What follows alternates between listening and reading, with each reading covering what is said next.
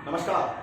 Contract lecture series में मैं doctor Amitabh Singh आज एजेंसी पार्ट 2 के साथ आपके सामने उपस्थित हूं। एजेंसी पार्ट 2 में देखेंगे वो 5 तरीके जिनके जरिए एजेंसी को क्रिएट किया जा सकता है। इस लेक्चर में हाईलाइटेड होंगे क्रिएशन ऑफ एजेंसी, जिसके 5 तरीके हैं।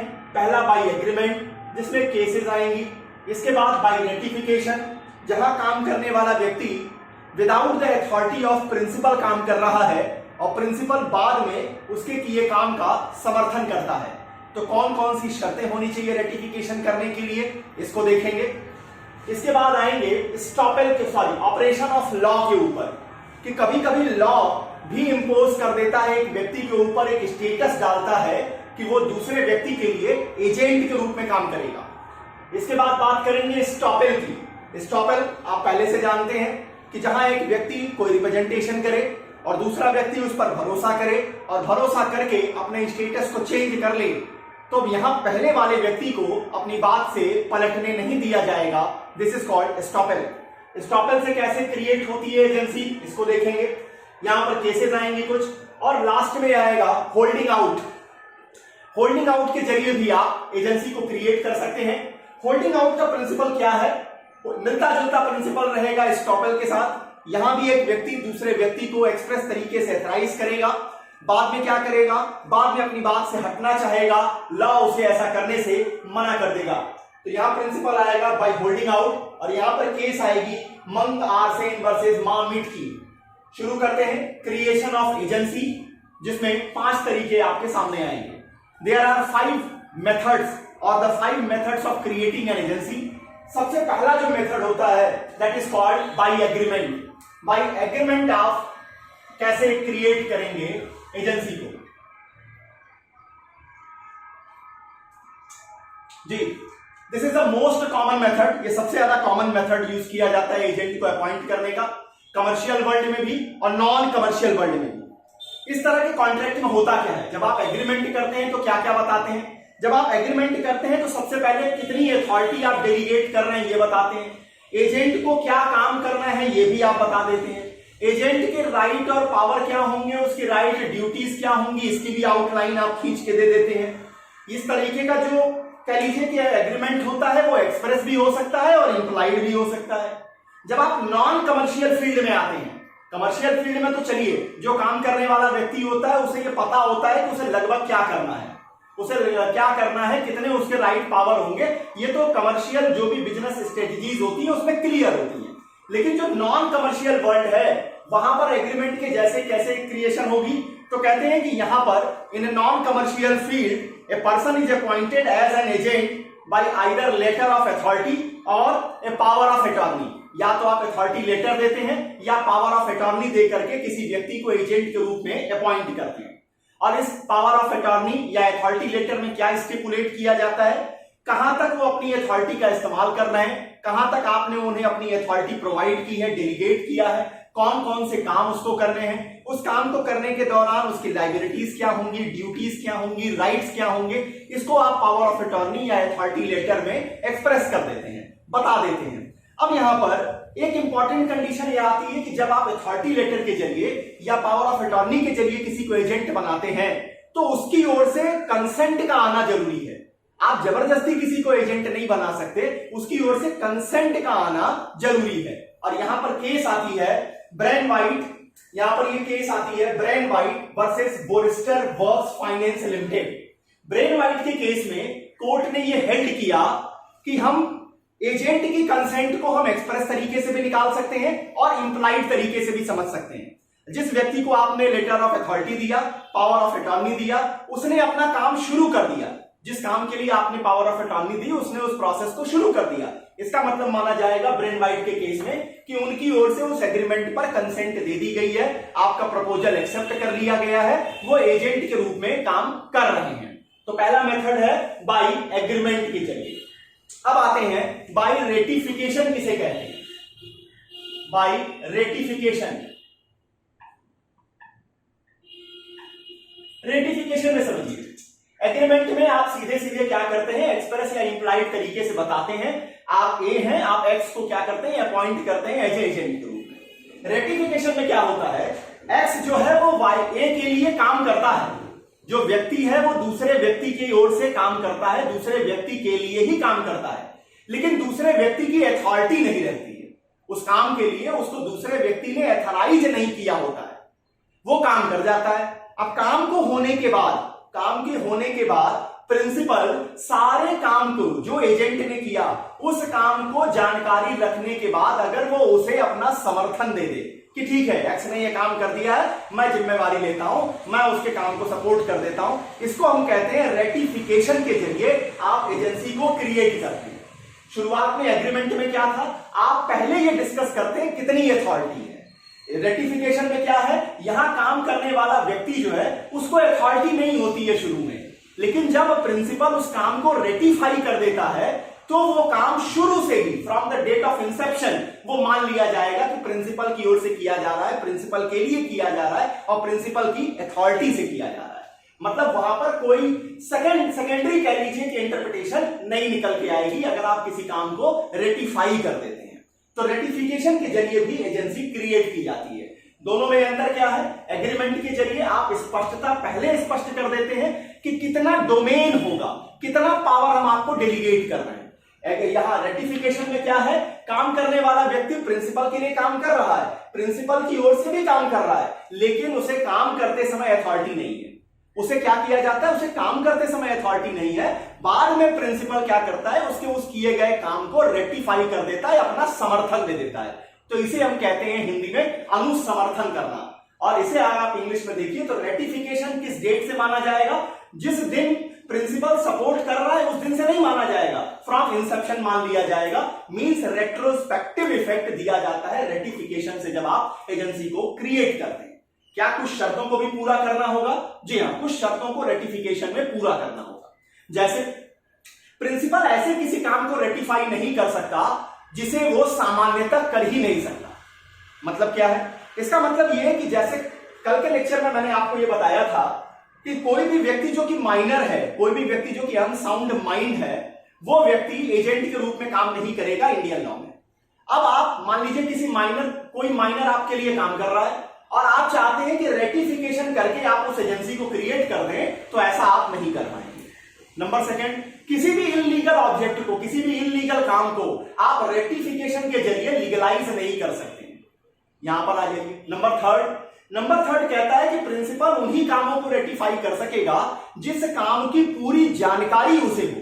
मतलब अगर आपके पास पूरी नॉलेज नहीं है तो without knowledge you can't rectify the act. बिना नॉलेज के आप काम को रेटिफाई नहीं कर सकते हैं। फिर नंबर 4, रेटिफिकेशन का इफेक्ट किस डेट से मानेंगे? रेटिफिकेशन का इफेक्ट होगा रेट्रोस्पेक्टिवली। मतलब क्या है, from the date of inception of the work has been rectified. मान लिया जाएगा कि जिस दिन से काम शुरू हुआ है उस दिन से वो प्रिंसिपल की अथॉरिटी से हुआ है। अब वो लैक ऑफ अथॉरिटी वाला या वांट ऑफ अथॉरिटी वाला जो काम था, जो दिक्कत थी, वो समाप्त हो जाएगी जब प्रिंसिपल किसी काम को रेटिफाई कर देता है। अब आगे आ जाइए। कहता है इलीगल और वॉइड एक्ट को रेटिफाई नहीं किया जा सकता। रेटिफिकेशन को कम्युनिकेट होना जरूरी है। Ratification must be communicated. अब इसमें केस आते हैं सुरेंद्रनाथ वर्सेस केदारनाथ की। यहां देखिए दिया हुआ है सुरेंद्रनाथ वर्सेस केदारनाथ की केस में।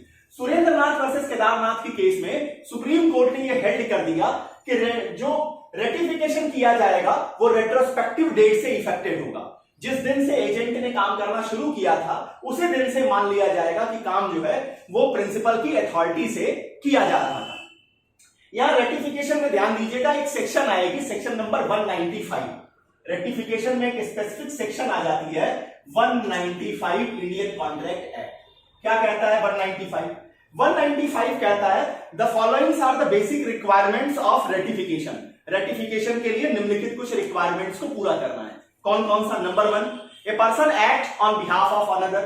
एक पर्सन जो कि एजेंट है वो दूसरे के लिए दूसरे के बिहाफ पे काम कर रहा है without the letters knowledge and authority.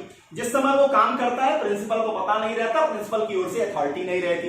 The other may elect, the principal may elect either to rectify or to disown. Principal के पास ये ऑप्शन का होना जरूरी है कि वो या तो काम का समर्थन कर दे या काम को हटा दे कि नहीं हमारी ओर से नहीं किया गया, मैं इनके काम को नहीं मानता। अगर आप केवल और केवल रेक्टिफिकेशन करने के लिए ही बाउंड हैं, आप डिसोन नहीं कर सकते हैं, तो वहां पर ये वैलिड रेटिफिकेशन नहीं मानी जाएगी। तो मतलब प्रिंसिपल के पास ऑप्शन होना चाहिए either to say yes or to deny the work. और नंबर 4 कहता है when it is ratified it shall be deemed to be have done with the principals prior authority. जब एक बार आप रेटिफाई कर देंगे तो ये माना जाएगा कि ये आप ही की अथॉरिटी से शुरू से काम किया गया है। तो ये नंबर 2 तरीका रहा रेटिफिकेशन के जरिए आप एजेंसी कैसे क्रिएट कर सकते हैं। अब आइए नंबर 3 कहता है बाय ऑपरेशन ऑफ लॉ। अब जब हम ऑपरेशन ऑफ लॉ की बात करते हैं तो इसका सीधा मतलब है कि लॉ कहीं कहीं अपनी ओर से स्टेटस को इंपोज कर रहा है, अपनी ओर से स्टेटस को इंपोज कर रहा है किसी व्यक्ति के लिए कि वो दूसरे व्यक्ति के लिए एजेंट के रूप में ट्रीट किया जाएगा। ऐसा कहां पर होता है? ऐसा ज्यादातर केसेस में होगा पर्सनल लॉज में। पर्सनल लॉज में आप इस चीज की स्थिति को देखिए। अब पर्सनल लॉ में कौन कौन सी चीजें आएंगी? सबसे पहले अगर क्रिश्चियन लॉ की बात करें, क्रिश्चियन लॉ में यह कॉन्सेप्ट ज्यादा अच्छे से काम करता है। According Christian law there is identity of interest. वहां मानते हैं कि हस्बैंड वाइफ का जो इंटरेस्ट होगा वो कॉमन होगा। Therefore husband and wife can mutually represent each other. Husband और वाइफ एक दूसरे को रिप्रेजेंट करते हैं सारी जगहों पर, specially in contracts relating to the household. और खास करके उन कॉन्ट्रैक्ट्स को जो कि घर के कामों को लेकर, घर के सामान को लेकर, हाउस होल्ड को लेकर होते हैं, वहां हस्बैंड वाइफ एक दूसरे के रिप्रेजेंटेटिव माने जाते हैं, एक दूसरे के एजेंट माने जाते हैं। Any spouse has a general power of representation on all matters of common interest in the household। अब यहां पर क्रिश्चियन लॉ साफ साफ कहता है, क्रिश्चियन लॉ में हम इंटरेस्ट की यूनिटी की बात करते हैं स्पाउस के, इसलिए स्पाउस एक दूसरे के एजेंट के रूप में, एक दूसरे के रिप्रेजेंटेटिव के रूप में वहां ट्रीट किए जाते हैं। और ज्यादातर उन केसेस में ट्रीट किए जाते हैं जो हाउस होल्ड एक्टिविटीज या हाउस होल्ड चीजों को लेकर होते हैं। अब इसके बाद आ जाइए हिंदू लॉ क्या कहता है। हिंदू लॉ में आप देखेंगे तो हिंदू लॉ में पोजीशन थोड़ी सी डिफरेंट है। पत्नी जो है वो ज्यादा बेहतर कंडीशन में, in comparison to the husband. कैसे? In Hindu law the situation is slightly different. A wife can represent the husband in all family proprietary interest of the husband. पति का जहां अपने मान लीजिए पति का परिवार है, पति के परिवार में पति का जो सांपत्तिक इंटरेस्ट है, संपत्ति में जो पति का इंटरेस्ट है, उसके लिए पत्नी रिप्रेजेंटेटिव हो जाएगी, उसके लिए पत्नी जो है वो एजेंट की भूमिका निभा देगी।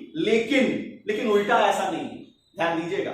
इन all family interest but of the husband she is taken as a general agent of the husband, but the husband does not have any automatic power of agency in dealing with स्त्री धन of wife। लेकिन ये याद रखिएगा कि जब आप पत्नी के परिवार में संपत्तिक इंटरेस्ट को देखने जाएंगे या पत्नी के स्त्री धन को लेकर के, स्त्री धन के मैटर में पति को जो है हम पत्नी के एजेंट के रूप में रिकॉग्नाइज नहीं करते। जब आप क्रिश्चियन लॉ देख रहे थे वहां यूनिटी ऑफ इंटरेस्ट है। अगर आप हिंदू लॉ की बात करेंगे, यहां पर आप कह लीजिए कि आपने स्त्रियों को वरीयता दी है, प्रेफरेंस ऑफ वुमेन्स राइट है। इस तरह से कह के चलिए कि पत्नी जो है वो मानी जाएगी एजेंट के रूप में पति के लिए, पति के परिवार में जो पति के संपत्ति के जो मान लीजिए प्रॉपर्टी जो इंटरेस्ट होगा उसके लिए पत्नी पति की एजेंट मानी जाएगी। Vice versa is not correct. Vice versa आप नहीं कह सकते कि पत्नी के परिवार में पत्नी की जो संपत्ति जो इंटरेस्ट होंगे उसके लिए पति एजेंट माना जाएगा, ऐसा नहीं है। स्त्री धन के लिए पति एजेंट माना जाएगा, ऐसा भी नहीं है। अब आ जाइए मोहम्मदन लॉ क्या कहता है। क्रिश्चियन लॉ देख लिया, हिंदू लॉ देख लिया, मोहम्मदन लॉ क्या कहता है। In Islamic law the position is not much different excepting that wife by way of status has a limited power of agency in comparison to the husband power. अब यहां समझिए, यहां स्त्रियों की स्थिति कमजोर हो जाएगी। पति को जितना पावर दिया है पत्नी की चीजों में फैसला लेने का, रिप्रेजेंट करने का, उतना पावर इस्लामिक लॉ जो है वो वाइफ्स को नहीं देता है। हस्बैंड के मैटर में चीजों को रिप्रेजेंट करने का या डिसीजन टेकिंग कैपेसिटी नहीं प्रोवाइड करता। तो अगर हायरार्की बना के देखिए तो आपको लगेगा कि यूनिटी ऑफ इंटरेस्ट की बात जहां एक और क्रिश्चियन लॉ करेगा, वहीं हिंदू लॉ वुमेन्स राइट को पैरामाउंट कंसिडरेशन देता है।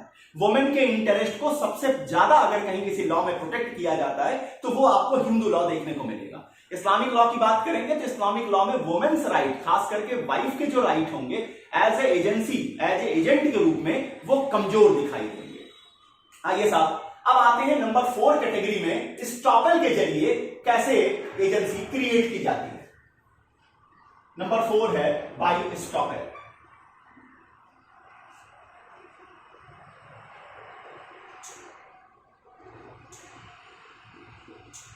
अब स्टॉपल में समझिए, स्टॉपल का मतलब क्या है। ए जो है वो बी को कोई चीज, किसी चीज का रिप्रेजेंटेशन करता है, बी उस रिप्रेजेंटेशन पे भरोसा करता है, भरोसा करके अपने स्टेटस को चेंज कर लेता है। अब ए अपनी बात से मुकरना चाहता है, ए कहता है कि नहीं ऐसा नहीं, तो यहां पर ए को ऐसा कहने से रोक दिया जाएगा। इसी कॉन्सेप्ट को आप स्टॉपल के रूप में जानते हैं कि जब आप अपनी ओर से किसी भी चीज का रिप्रेजेंटेशन करते हैं और इस रिप्रेजेंटेशन पे अगली पार्टी ने भरोसा करके अपने स्टेटस को चेंज कर लिया, तो अब आप अपनी बात से नहीं मुकर सकेंगे। इसी को स्टॉपल कहते हैं। इसे ज्यादा विस्तार से अगर समझना है तो आप मेरे एविडेंस लेक्चर सीरीज में स्टॉपल पार्ट 1, पार्ट 2, पार्ट 3 के रूप में वहां पर लेक्चर चढ़े हुए हैं, अपलोडेड है, आप वहां से इसे विस्तार से समझ सकते हैं। यहां देखिए कि किस तरह से यहां दो केसेस आती हैं। एक केस आती है मैक फिशरीज वर्सेस हैरिसन की। मैक फिशरीज वर्सेस हैरिसन के केस में लॉर्ड हेल्सबरी ने इसे एक्सप्लेन किया है कि estoppel arises when you are precluded from denying the truth of anything which you have represented as a fact although it is not a fact. जब आपने किसी बात को सच के रूप में, फैक्ट के रूप में किसी जगह प्रदर्शित किया है, किसी जगह स्पष्ट किया है, अब आपको उस बात की सत्यता से मुकरने नहीं दिया जाएगा। इसी बात को हम इस लॉर्ड हेल्सबरी जो है मैक फिशरीज के केस में, हैरिसन के केस में कहते हैं कि ये स्टॉपल का बेसिक प्रिंसिपल है। बेसिक प्रिंसिपल क्या है? लॉर्ड हेल्सबरी का कहना है कि जब आप किसी फैक्ट को, जब आप किसी भी बात को फैक्ट के रूप में, ट्रुथ के रूप में सामने रिप्रेजेंट करते हैं, तो बाद में आपको उस फैक्ट की ट्रुथनेस से मुकरने नहीं दिया जाएगा। अब आगे आइए साहब, दूसरी केस आती है Rama Corporation Limited versus Proved Tin and General Investment Limited की। Rama Corporation Limited versus Proved Tin and General Investment Limited की। यहां क्या कहा गया? यहां आते हैं जस्टिस स्लेड। वहां ऊपर वाले में मैक फिशरीज में आए थे लॉर्ड हेल्सबरी, और यहां आएंगे जस्टिस स्लेड। जस्टिस स्लेड का क्या कहना है? जस्टिस स्लेड ने मतलब स्टॉपल के जो रिक्वायरमेंट्स है उसको समराइज किया और कहा कि स्टॉपल के लिए पहली चीज लागू होनी चाहिए representation, number second a faith और रिलायंस ऑन द रिप्रेजेंटेशन, दूसरा आदमी क्या करे उसके ऊपर भरोसा करे, number third and alteration of the party position resulting from such Reliance. अब जो पहला पार्टी है, जिस पार्टी ने रिप्रेजेंटेशन किया उस पर दूसरी पार्टी ने भरोसा किया, जिसने भरोसा किया उसने अपना स्टेटस चेंज कर लिया। अगर ये रिक्वायरमेंट पूरी हो जाती है तो अब पहली पार्टी को अपनी बात से मुकरने नहीं दिया जाएगा। अब यहां पर जस्टिस स्लेड कहते हैं सच एन अथॉरिटी में arise if number 1 there is a representation in a normal course of event to another person to believe express और implied authority of representation is given to a person. अब यहां agency के case में आइए, जब आप express या implied तरीके से अथॉरिटी को डिलीवर करते हैं, कैसे? अब आप मान लीजिए आपने एक शॉप खोली है, आपका एक फ्रेंड जो है वो हर समय वहां रहता है, आप उसे अपने काउंटर पे बिठा के घर भी चले जाते हैं, आप उसे अपने काउंटर पे बिठा के घर भी चले जाते हैं, वो होलसेल से जो माल आता है उसको वो रिसीव भी करता है, कैश काउंटर पे जो कस्टमर पैसा देते हैं वो उसको भी रखता है। अब भले आपने एग्रीमेंट न किया हो, भले आपने कुछ न किया हो, भले रेक्टिफिकेशन की चीज ना आई हो, लेकिन स्टॉपल तो आ जाएगा। आपने जनता को यह विश्वास करने दिया है कि वो आपके एजेंट के रूप में काम करना है। अब मान लीजिए कल पब्लिक का पैसा लेके वो चलता बने, तो आप क्या उससे डिनाई कर सकेंगे?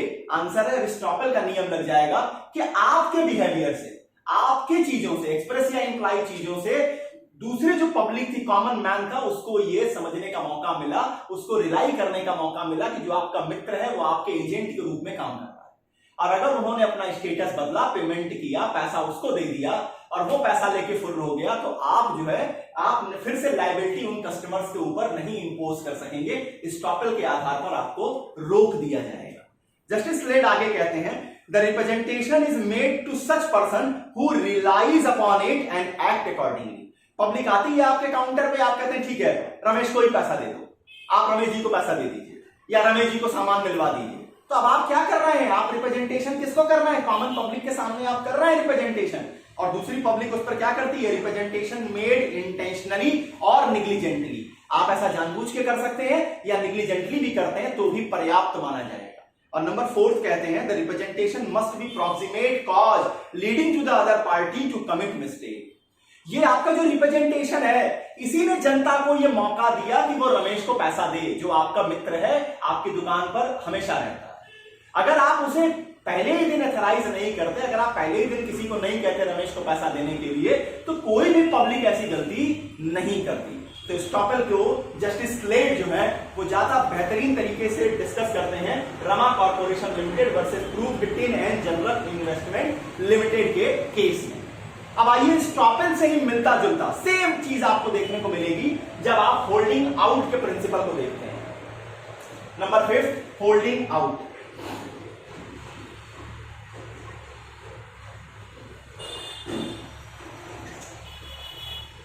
अब आइए होल्डिंग आउट का प्रिंसिपल क्या है भाई। होल्डिंग आउट को आप समझिए कि holding a person liable as if he is the principal.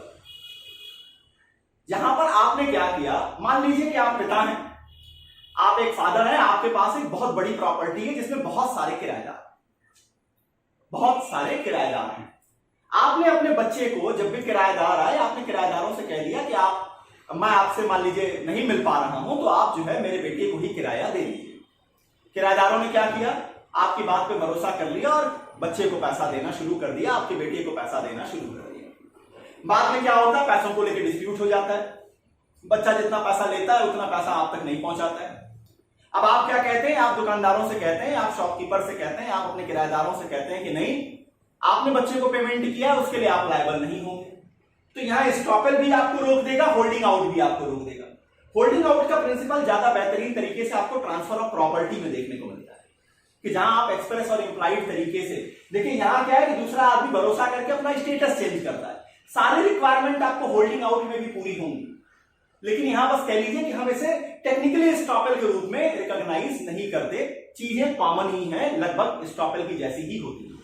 कि यहां पर क्या होगा, जब आप फॉर एग्जांपल ए ने क्या किया, यहां ऐसे समझिए होल्डिंग आउट को, ए ने बी को एथराइज कर दिया, किसके सामने, सी डी ई एफ, ये सारे लोग क्या हैं, इसके किराएदार हैं, प्रॉपर्टी है जिसके किराएदार हैं। इन्होंने कह दिया कि आप किराया बी को दे दीजिए।